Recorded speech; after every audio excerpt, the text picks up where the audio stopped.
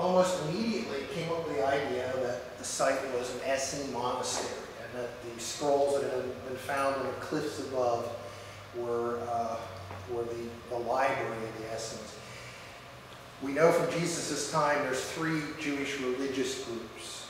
In modern parlance, you might call them, I hate to use the word sects, because in modern parlance that means, a lot of times Looney Tunes. Denominations. There's a non-threatening word. The Bible tells us about the Pharisees and Sadducees.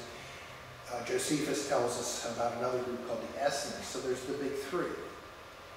And we never found any writings of the Essenes before. So that's why when they found all these unknown documents in these caves, well, it made perfect sense to say, well, gosh, this must have been by the Essenes, because we have no writings by them. So Roland de Vaux, having the international spotlight at that point, announces to the world, long before the site had been, what they found at the site had been cataloged or anything like that. He announced to the world that they had found an Essene monastery at Qumran, and he called there was an area that looked like it might have been the eating area, so he called it the refectory. The sleeping area he called the dortory. Well, there's nothing wrong with these words, except that they're Roman Catholic words used in the Middle Ages with Middle-Age the medieval monastery.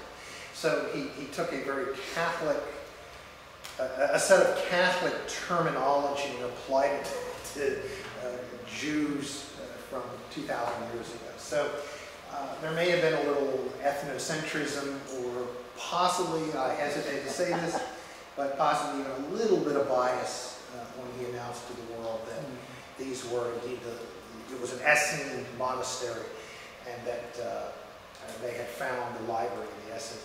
And he found some weird stone tables or something. He thought they were tables, and so he announced, this is the scriptorium, this is where they wrote the documents.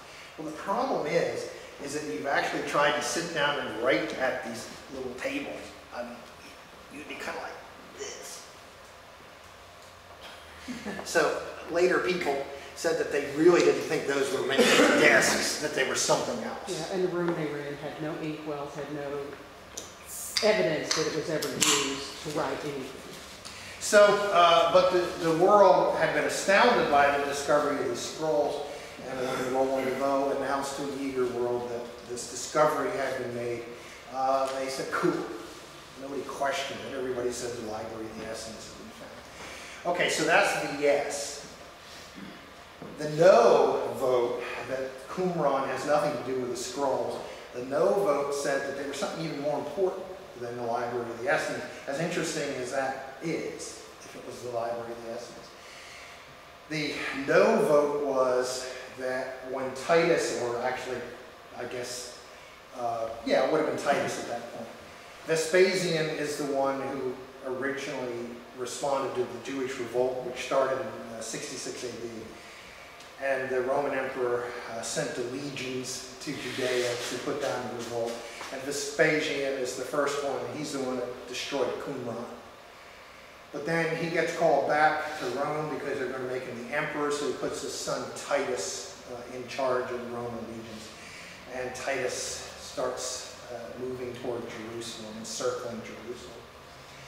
So the second theory is that as the Roman legions were getting closer to Jerusalem, that the keepers of the temple, the Sadducees, bundled up the library of the temple, and they took them 12 miles away out into the Judean desert, and they put them in these caves, so that when the revolt was over and things returned to normal, they could retrieve them and take them back to the temple.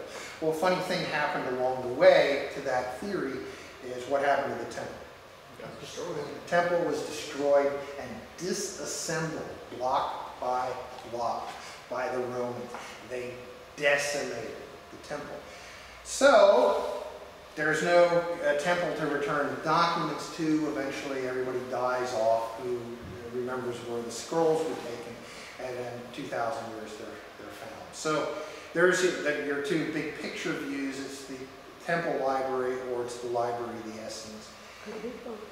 from the point of view of what I'm talking about here, which one of those it is not that relevant, because everyone agrees that there are Essene writings in those documents, whether it's the library of the Essenes or it's the library of the temple. So why do we care, and why is it on my number 10 list of having this incredible impact on Christianity? The reason is that prior to the discovery of these scrolls, our view of what Judaism was came from what we call rabbinical Judaism. And rabbinical Judaism is the descendant of the Judaism of the Pharisees. So if 2,000 years ago there were three religious groups, there's the Essenes, there's the Pharisees, and the Sadducees, how come there's only one left standing today? Well, the reason is Sadducees were the keepers of the temple. Was there much need for them after the Romans disassembled it block by block? No, so the Sadducees died out.